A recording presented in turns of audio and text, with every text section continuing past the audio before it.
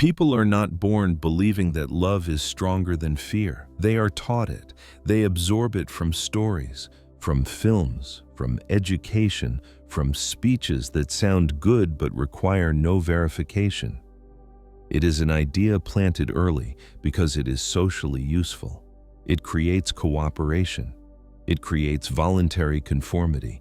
It creates the illusion that order can exist without constraint. But useful does not mean true. It means convenient. When someone insists that love is more stable than fear, they are not describing reality. They are describing hope. Because if fear were weaker, many of their relationships would be built on the wrong foundation. Many leaders would be wrong. Many parents would be wrong. Many people would have to accept that they have mistaken warmth for safety. Love feels deep precisely because it is fragile. Its intensity comes from risk, from uncertainty, from the fact that it is not guaranteed. People mistake this intensity for power, but intensity is not stability. It is merely emotional activation. And emotional activation does not endure over time without transforming into something else. Fear does not need to be intense. It is most effective when it remains in the background, when it is unmentioned, when it is not dramatized. Real fear does not shout, it does not threaten, it does not explain itself. It simply exists, quietly accounted for. Love operates as long as people feel they are gaining more than they are losing. It is an emotional exchange, even if unrecognized. When the balance shifts, love adjusts. It cools. It turns into resentment or disappears. Not because someone has become cruel, but because the mechanism has reached its limit. Fear operates even when the balance is negative, even when the person would prefer to leave. Because fear introduces a second balance, the balance of risk. And risk is harder to ignore than dissatisfaction. People say fear destroys bonds. But what actually destroys bonds is the illusion of equality. Fear reminds us of real positions, real hierarchies, differences of power that exist whether acknowledged or not. Love obscures them. Fear fixes them. In any human group, hierarchy inevitably emerges, even where equality is claimed, even where freedom and mutual respect are preached. Hierarchy is not imposed by ideology, it is imposed by behavior. By who yields, by who avoids conflict, by who bears the cost. Fear clarifies these positions. Love confuses them. When someone is loved, they are close. When close, they are accessible. When accessible, they are tested, not out of malice, out of instinct. Love invites testing. Fear prevents it before it begins. It is important to understand that fear does not only arise from threat, it arises from consistency, from lack of emotional fluctuation, from refusing to negotiate what has already been established. People do not fear instability. They fear predictability, because predictability makes consequences clear. Love is unpredictable, today present, tomorrow withdrawn, perhaps without explanation, perhaps without warning. This is why it is so cherished, but that very unpredictability makes it useless as a foundation of power. You cannot build stability on something that changes with mood. Machiavelli did not speak of fear as brutality. He spoke of it as a factor more reliable than love. Because love depends on gratitude, and gratitude fades quickly. Fear depends on memory, and the memory of pain or loss persists. People forget who helped them, but they do not forget who harmed them. And more importantly, they do not forget who might harm them again. This is not cynicism. This is observation. This is how the human brain works. Threats are coded deeper than benefits. Love creates moral obligations. Fear creates behavioral obligations. Moral obligations can be reinterpreted. Behavioral obligations are followed or not, and when they are not followed, consequences arise, without speech, without drama. In a structure based on love, a leader must constantly maintain the emotional state of those around him. He must explain, reassure, calm, repair. His power depends on collective disposition. He becomes its prisoner. In a structure based on fear, the leader does not manage emotions. He manages limits. This tires less and endures longer. People are drawn to love because it makes them feel valuable. Fear does not. Fear does not stroke the ego, does not affirm identity, does not offer meaning. It merely reduces options, and that is precisely why it works. Power does not need to provide meaning, it needs to limit behavior. When someone says they would rather be loved than feared, they often mean they would rather be comfortable than stable. Because love allows error, allows weakness, allows inconsistency. Fear does not. Love lets people hope that others will choose well. Fear forces acceptance that they will choose what costs them least. And cost is the real language of human behavior. At this level, there is no good or evil, only function. What endures under pressure? What remains when emotion fades? Because emotions always fade. When pressure rises, when real conflict appears, when stakes involve loss, love begins to give way. Not abruptly, gradually, through compromise, justifications, exceptions. Fear does not give way because it has nothing to surrender. It is already fixed in structure. This is only the beginning, because fear does not merely stabilize power relationships, it shapes them from within. And that changes everything. Fear is not a flaw in the human psyche. It is one of the few functions honed without interruption throughout evolution. Long before humans could formulate concepts like love, loyalty, or morality, fear already organized behavior. It decided who survives, who dies, who approaches, who withdraws. Love emerged later as a cohesion mechanism. Fear remained as selection. The brain does not treat love as an absolute necessity. It treats it as a bonus. Fear, by contrast, is treated as urgent. When the two conflict, fear wins without deliberation, not because it is stronger, but because it is more immediate. Love says, it would be good. Fear says, now. Attachment, often mistaken for love, is in fact an anxiety reduction system. We attach to what provides predictability, resources, protection. When these disappear, attachment reorganizes. It does not break abruptly, it shifts. That is why people can claim honestly that they loved, yet leave without perceiving themselves as traitors. Fear does not shift the same way. Fear remains attached to the source of risk. If a consequence was real once, the brain marks it as possible again. Time passed or positive experiences do not neutralize it. Only prolonged absence of risk does, and that is rare. People say fear paralyzes.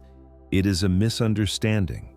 Fear does not paralyze. It directs. It narrows options, simplifies decisions, removes nuance. With fear present, people stop philosophizing. They choose what seems safest. Safety is a more constant criterion than happiness. Love requires time. Fear demands reaction. That is why fear is more effective in unstable situations, in conflict, in crisis. When power is truly tested, love needs stability to endure. Fear thrives on instability. When people speak of leadership through love, they speak implicitly about ideal conditions. Calm, fed, protected people. No real threats. But power is tested in crisis. Love becomes secondary. Biology does not care about intention. It cares about outcome. Behavior that reduces risk is reinforced. That increases it, eliminated. Love can reduce short-term risk via cooperation. Fear reduces it long-term via conformity. That is why fear is more stable, because it aligns with survival. People who believe they are led by love are often led by the fear of losing it. A subtle distinction. Avoiding loss, not pursuing gain, drives decision.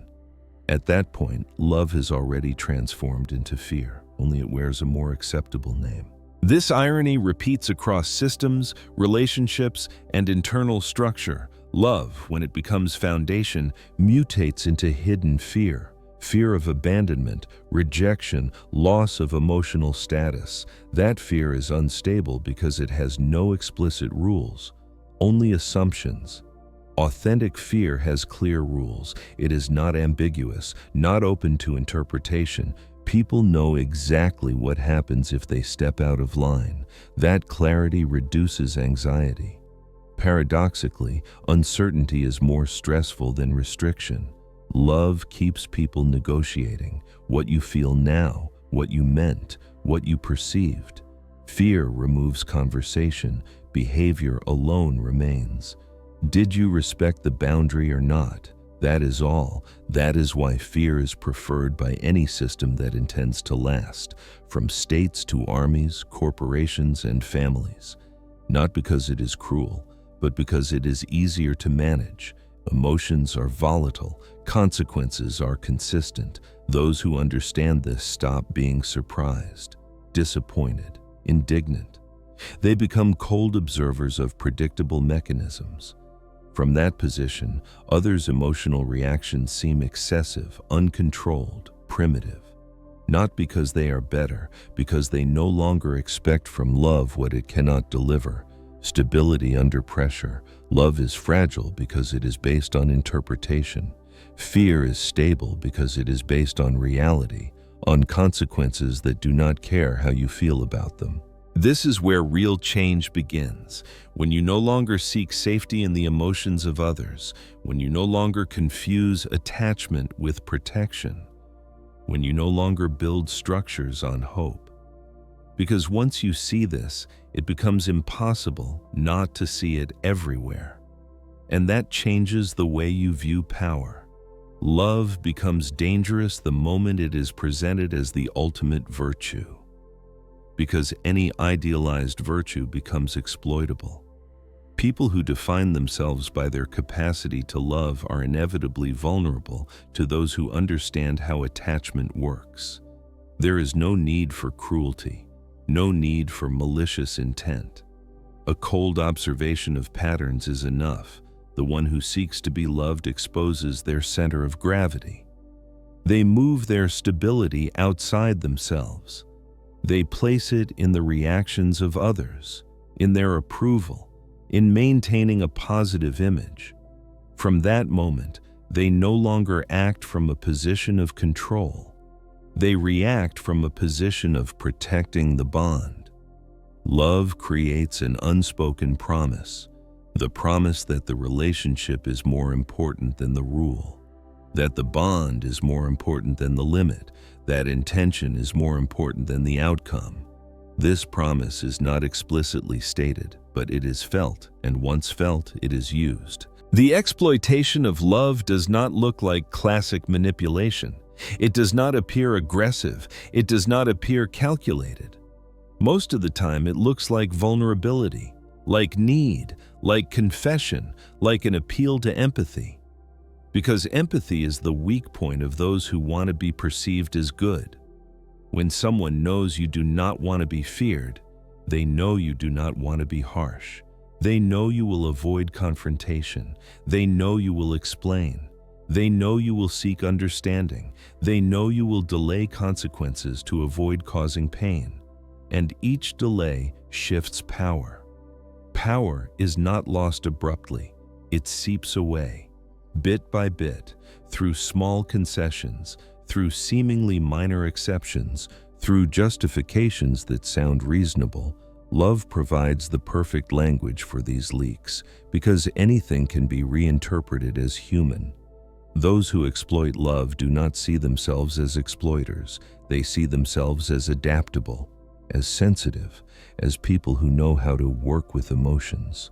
But in reality, they simply observe where the limits are and where they are absent, and where they are absent, they enter. Empathy, when unaccompanied by structure, becomes an invitation to test, to expand, to reinterpret. Because empathy, by definition, seeks to understand. And those who seek to understand are willing to listen to explanations, and explanations are infinite. Fear interrupts explanations, not because it cannot understand them, but because it does not consider them relevant. A rule does not exist to be discussed, it exists to be followed. Love turns rules into suggestions. Fear maintains them as limits. In structures where love is overvalued, confusion arises between intention and effect. People are judged by what they intended to do, not by what they actually did. This confusion is exploitable, because intentions can be reformulated, repackaged, emotionalized, effects less so. Those who seek stable power are not drawn into discussions about intentions. They observe only behavior. Because behavior is the only thing that matters, love tries to explain behavior. Fear corrects it. A leader who relies on love must always be present, always involved, always attentive to the states of others. His power is active only as long as it is emotionally maintained. When it disappears, influence disappears. A leader who relies on fear can be absent. The structure remains, the rules remain, the consequences remain. That is why love is used as a tool of control in reverse. Those led by love end up controlling through their reactions, through emotional approval or disapproval, through withdrawal of affection, through passive-aggressive behavior, through silence, through disappointment. All of these are forms of diffuse fear, but without clarity. This diffuse fear is more destabilizing than direct fear because it has no rules, no clear limits. You do not know what you did wrong. You do not know what to correct. You just feel the tension. And constant tension erodes the authority of the one who allows it. When love is used as currency, it becomes conditional, on behavior, on conformity, on mutual validation. But because it is not recognized as such, it creates moral confusion. People do not know if they are appreciated or merely tolerated, if they are loved or merely useful. Fear, when structured, does not create confusion. It creates clarity. You know where you are. You know what is expected. You know what happens if you fail to comply. You may not like it, but it does not confuse you. Those who say fear destroys loyalty confuse loyalty with affection. Real loyalty is behavioral. It is repetitive. It is predictable. It is not emotional. Affection can exist without loyalty. Loyalty rarely exists without consequences. Love makes people believe they are special, that they will be treated differently, that the rule does not apply to them. And sometimes they are treated differently, until they are not. Fear eliminates this illusion. Everyone is equal before consequence, and equality before consequence stabilizes the system. When someone says, "I lead with empathy," they are implicitly saying, "I rely on my ability to manage the emotions of others." But the emotions of others are not stable, not controllable, not predictable. Building power on them is a short-term gamble. Empathy is useful for understanding, not for control. Control requires limits. Limits require consistency. Consistency produces fear, not dramatic, not ostentatious, but functional. People do not fear those who explain themselves. They fear those who do not need to, not because they lack empathy, but because they do not depend on it. As you observe these dynamics, you begin to see love not as an absolute virtue, but as an unstable variable, sometimes useful, sometimes dangerous, never sufficient to sustain long-term power. And then you begin to withdraw, not physically, structurally. You withdraw your center of gravity from the emotions of others. You move it into rules, into consistency, into silence. You no longer explain. You no longer negotiate what is already established. You no longer seek to be understood, because understanding is not necessary for compliance. From that point, love is no longer a risk, because it is no longer a foundation. It is merely a bonus, but this comes at a cost that few are willing to pay. The moment fear is no longer seen as an external instrument, but as an internal constant, the dynamic shifts again. Because until now, it had been about how people operate among themselves, about power, relationships, control. But true transformation appears when you understand that fear is not just something you inspire or avoid. It is something you learn to manage within yourself. Most people live in a continuous reaction to fear without naming it. Fear of losing approval, fear of seeming harsh, fear of being judged, fear of being alone. All of these forms are masked under socially acceptable behaviors, under politeness, under empathy, under compromise. Yet they guide decisions more than is acknowledged. When you begin to see fear clearly, you are no longer pushed by it, because fear has power only when it is diffuse, when you do not know exactly what you are losing, when you anticipate scenarios without clear limits. Once fear is defined, it ceases to be chaotic. It becomes manageable. It becomes a factor, not a master. Internal love, attachment to one's moral identity, is one of the subtlest sources of vulnerability. People want to see themselves as good, rational, correct. This image becomes something to protect, and anything that threatens the image activates fear. Fear of no longer being as one should be. Here appears self-censorship, excessive explanation, avoidance of conflict. Not because limits do not exist, but because there is fear of enforcing them, of appearing different from the constructed image. Self-love conditioned on morality becomes an invisible leash. Mature fear operates differently. It is not tied to image. It is tied to real consequences, to concrete losses, to clear limits. When you move your center of evaluation from "how will I be perceived" to "what result does this decision produce," emotional pressure decreases. It does not disappear. It stabilizes. Detachment is not absence of emotion. It is absence of automatic reaction. Emotion arises. It is observed. It is not allowed to decide. This does not happen through willpower. It happens through repeated exposure to discomfort without yielding, through maintaining limits even when guilt arises. Guilt is the mechanism through which love tries to regain control. It is the voice that says you are too harsh, that you overreacted, that you hurt, that you could have explained better. Structured fear ignores this voice, not because it lacks empathy, but because empathy is not the decision-making criterion. At this point, people around you begin to adjust, not because they love you less or more, but because they can no longer influence through emotion.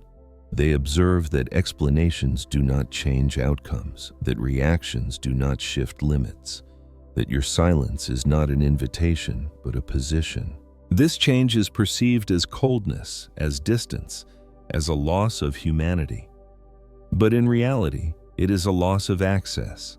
Access to your internal process, access to your points of weakness, access to your need to be liked. External fear begins to function only after internal fear is resolved. Otherwise, any imposed structure will crack, because people sense inconsistency. They sense when limits are maintained by force, not by clarity. They sense when consistency is performed, not lived. When you are no longer controlled by the fear of losing love, you do not become aggressive. You become calm. And calm is intimidating. because it offers no emotional feedback. It neither affirms nor rejects. It simply remains.